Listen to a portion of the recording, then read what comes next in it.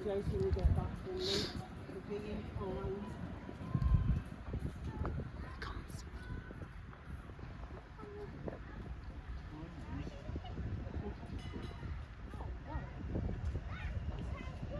Uh-uh.